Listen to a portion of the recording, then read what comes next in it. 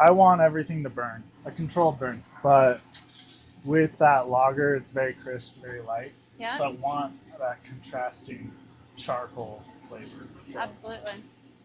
Um, and so like that fish, I'm not gonna touch anything right now. Just let it go. Just let it go. Let it do its thing. All right. So what do you got for us today? So got some trout with morels and pork, and then seasoned with my blackening spice. Okay. And got some asparagus, got some fresh spring onion, or nice grilling onions. So I'm just gonna throw this all on the grill, On the grill. and then Okay. we'll add some more stuff to it. All right. Let's do it. Okay, so back me up. Tell us a little bit about who you are. So I'll start off with my name. I'm Jared. So I grew up in Colorado. I have always loved living in Colorado. It's not really a state that I've wanted to leave. I started cooking because my mom made us cook a meal a week as a family. Nice. Like, so we would be in charge of getting all the ingredients, making the plans, doing everything. So that really got me interested into it. A little chili oil. Lay that fish down. Let's sear off these onions as well. Why do you leave the green with the one? Is that all going to go into it? Yeah, that'll all go into it, Cool. or I'll use it for something else. Alright. But yeah, keeping that green, well, it'll be different flavors. So like it's more grassy the further up you go. Okay. I got some potatoes have been boiling for a little bit. I haven't like really seasoned. I season the potatoes in the water, so I don't really have to add much to them. Okay. Adding salt afterwards kind of takes away the crisp. Okay. So like you want to salt it right before you eat it. Okay. And then Alton Brown was a huge influence Okay. in my decision to become a cook. Okay. I love the nerdiness that he brought to his show, all the science behind it, and I just fell in love with cooking. I got a job in a hotel and decided that's what I really wanted to do after working there for a couple months. Right on. So how do you take your family background? You have this celebrity influence, and you get to do it in your home state, stay in your home state. How do you then incorporate that local ingredients, sourcing locally, into what you're all about here? Yeah, so that was kind of when I was living in Woodland Park at the time, and obviously I was surrounded by mountains. I couldn't escape that. Sure. And so I started foraging, started finding wild ingredients that got me really interested. Cool. And I decided that I wanted to bring that to people's tables. Worked to meet a lot of farmers and to really just like build up that relationship and learn about the ingredients that grow best here in Colorado. I would limit myself to using those ingredients Sure. as much as I can, like 99% of the time. Yeah. And getting as local ingredients as I possibly can. Do you have trout coming in throughout the year? Do you think that's a pretty easy ingredient to come across? Yeah. So this isn't Colorado trout. This is Idaho trout, Okay. which is a lot easier to get. I was getting trout from a guy down in southern Colorado. He's just run out. The base oil is sunflower oil. I think it's like a 450 to 500 smoking point. Yeah. Okay. So it makes it better for flavored oils as well. So like I can add a bunch to it, and then it still has the high smoking point. So when you add things to oil, it lowers the smoking point because those volatile things in there burn faster. With as many relationships that you build, that you keep that 99% is pretty easy, or do you run into trouble? Or in the winter, it gets harder. Sure. Yeah. Later, actually, not even like February is the hardest month for me. Okay. Because throughout the summer, throughout the fall, I like build up my preserves, I have pickles, I have jams, I have like fermented vegetables galore. And then by February, I start to run out of those. Sure. And nothing is really like growing too well in February. It just depends on how deep your pantry is. Yeah. I suppose how many events you're doing. And how many events I do. Yeah. This year was a real struggle because like it was the first time we had the food truck. Sure. And so like had to balance both events and the food truck. Food truck, I have taken that limitation away, but we still try to source as closely local as we can. Sure. So in the Rocky Mountain region. So was the goal then to get to this point? The goal was a restaurant, a full service restaurant. Okay, but we haven't got there That is yet. still the goal. Okay. We Okay. haven't gotten there yet. How close are you, or how? I don't know. Yeah. Kind of feeling things out. Hopefully a couple years. Okay. 5 years at the most. Yeah. So you have this 6 days a week, and you're Right. doing pairings how often a month? 2 or 3 times a month. And that's at how many And- different locations? That's at 6 or so different breweries. Okay. So we spread them out every quarter. Okay. That makes So sense. like I'll revisit like River North we'll go back to every 3 months. Okay. Devolt we go back to every few months. Okay. Okay. Just keep them on a nice rotation. Also like if I do too many, which I was doing Yeah. last year, I was trying to do like 1 a month and I ended up doing like 5 or 6 a month. Eesh. We couldn't pull people's attention in because there's just too much happening. I see. And then it took away from time for me to do private events and catering as well. So you're still doing that on Still top of doing it all too. that as well. So are you working 90 hours a week? Yeah, pretty much. Yeah. Um, But all for the pursuit of the dream. I get that. yeah. Someone's Um, dream. Do you have a favorite method of cooking? Do you prefer Fire. fire over the open fire? Any way that there's can be fire involved. So yeah. Because of the over an flavor open or the fire, look or the the adrenaline? flavor and then the feeling you get. Sure. Like you really have to like maintain that fire and like focus on what's going on. You Absolutely. can't really turn away. It's not set it and forget it. It's not sous vide where you just like throw it in a bag and forget about it for a couple of hours. Right. You have to pay attention to what's going on. You have to maintain your heat. If you want a hot flame or high heat, like you got to start hours earlier. Right. So with asparagus, a little more.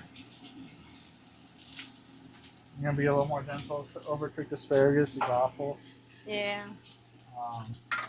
And so that's the last thing to go on here.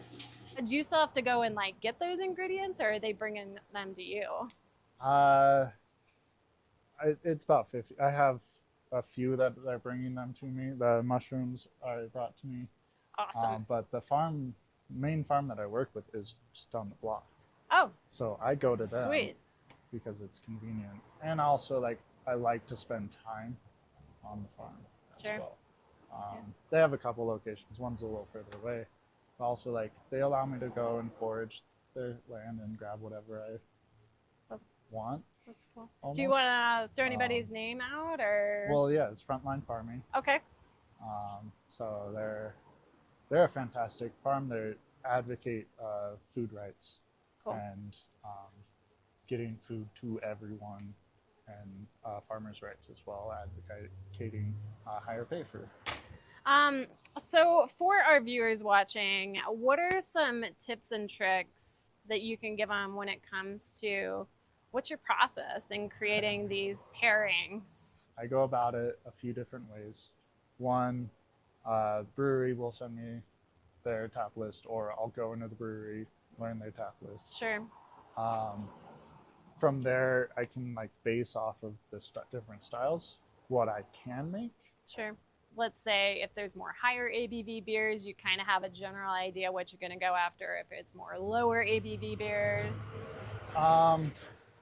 No, I don't really pay attention to the ABV Okay. at all. Okay. I pay more attention to like a flow of the beers. So like I can go, instead of creating like a classic flow of low to high or white to dark. Okay. I like change that up. I'll go dark to light, Yeah. or like go light, dark, and then back to light. I'll change those flows up, but that's really where I focus on the most, is like how that meal is going to flow. Okay. Is it more complementary, contrasting, a mixed bag? It's all of those. I'm looking for complementing flavors. I'm looking for contrasting flavors. Sometimes I will make a dish that completely contrasts the beer entirely, and hope that it works. Right. 90% of the time it does. What do we get? That would be buzz buttons. Yes. Yep. Yeah. So these are they're chive flowers. Oh, yeah. Buzz buttons are really cool. They are cool. I did actually, the very first few pairings I did, I don't need to do it again. We would do buzz buttons. Yeah. And like that was the opening course. You do it with an IPA. Oh, cool. Like that buzz button just like resets your palate. It's so sour that and then it has like a numbing feeling to it. Yeah. And so it just like, it numbs you, it resets your palate. You can super taste everything. Everything's heightened because it's Everything's heightened. super refreshed. But then like it mellows out the bitterness of the IPAs. Okay. And so you can actually taste the flavors of the hops. Wow. And it completely changes for what you're drinking. What about feedback from the pairings? Obviously, you've done quite a few over the last year. Does any of that feedback go into that process as well? What people have liked or what they don't like? Yeah, certainly. Anything that stands out? I kind of just like mark the dishes that everyone like loved, Sure. Okay. and then I can keep them and repeat them Easy when I peasy. run out of ideas. Yeah. Fair. Fair. Especially since I'm changing it constantly. Like every beer pairing we do a different menu. Take yourself out of your expertise. You're walking into a brand new brewery.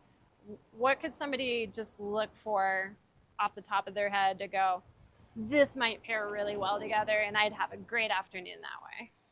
I would say like figure out what you want to drink first. Yeah. Get your drink, and then figure out your food. If you're going with if you love IPAs and you want IPAs, you can get fatty, spicy foods. Okay. To go with it. If you're going for the darker, heavy stuff, go really fatty, go sausages. Wings are great with IPAs. Wings are great with lagers. Yeah, that's what I would do. Very cool. I think that's great advice. I think it's going to make everything pop that way. So this is burnt garlic sauce. So burn garlic, burn onions, and pureed them all together. Go with potatoes, and we'll just take the softer bits of these onions. I don't like playing with my ingredients too much. I like them doing what they want to do. Since this is a smaller plate, I'll go ahead and cut that fish in half. And then this is our version of chili crisp. We do sunflower seeds, pumpkin seeds, a whole bunch of chilies. This is actually where I get the chili oil. Okay. Is off of the chili crisp. Oh yeah, I like that. That nutty. Just give that a little yeah. shine. And that looks good enough for me. Let's do it. Oh, we can do some chive flowers. Just let those kind of just fall wherever they want. There we go. Oh yeah, I'm excited.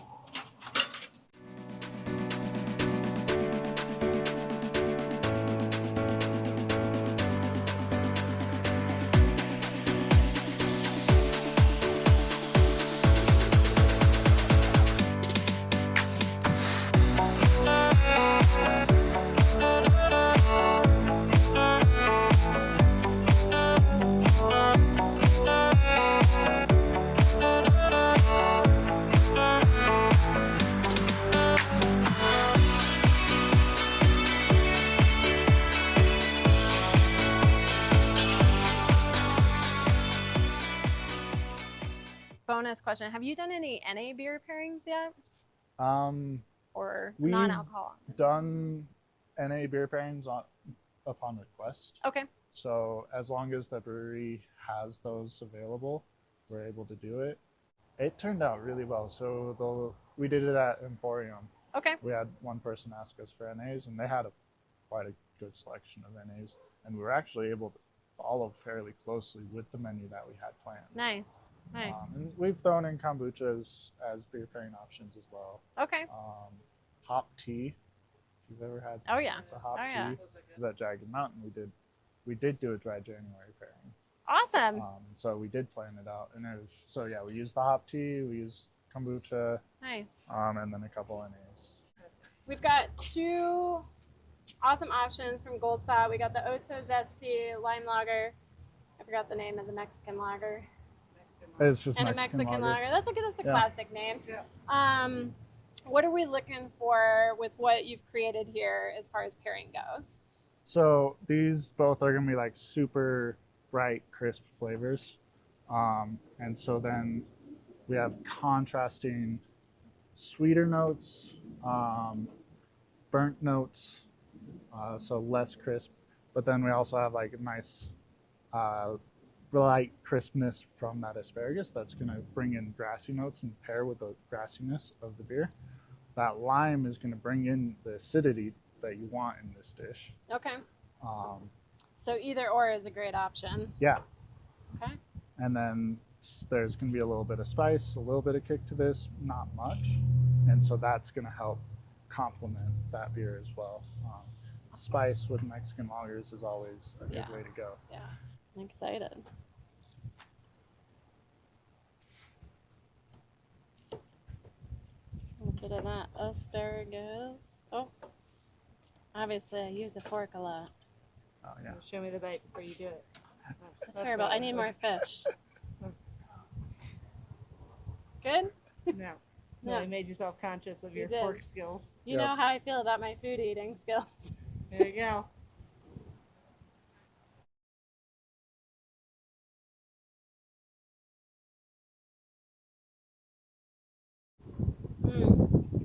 So I'm getting a lot of that roasty right away. This brightens it up. The asparagus really comes in, again, like that off the grill with the chili. A little bit of spice here at the end. I didn't get too much onion in there. I love a good onion. Oh my gosh, this is incredible. Yeah, definitely. I feel like it's that perfect summer to spring meal, right? Like Mexican lagers, obviously delicious right now with the summer heat. If you're out fishing, if you're out camping, you can have all these ingredients really accessible to you, right? Yeah, this is a meal you can pull together wherever you're at.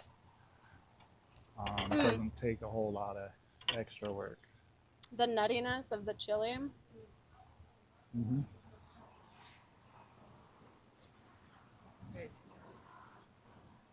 Oh yeah, and then the lime just really sends it up. If you want that more brightness to it, really just pulls out the spice and the more bright notes for that matter. I really like the contrasting of the nutty in there though as well. Honestly, that might be my favorite part. All right, do you have any final questions? He's got a line. Oh yeah. From him. I'm He's good. in I demand. think we nailed it. Yeah. Thank you so Okay. much. That sounds great. Let us know. I'll be over. We're gonna enjoy this. And Yeah, I'm gonna take a sip of yeah, beer, please do. Take your. I mean, this is an incredible creation. I like what the pork fat does to the fish. I mean, I love trout on its own, but I feel like it's just so lean. It needs a little bit. needs that fat factor. Yeah, exactly. Yeah. Well done. Thank you again. Thank you so guys. much. We'll be hanging around. Appreciate you taking the time.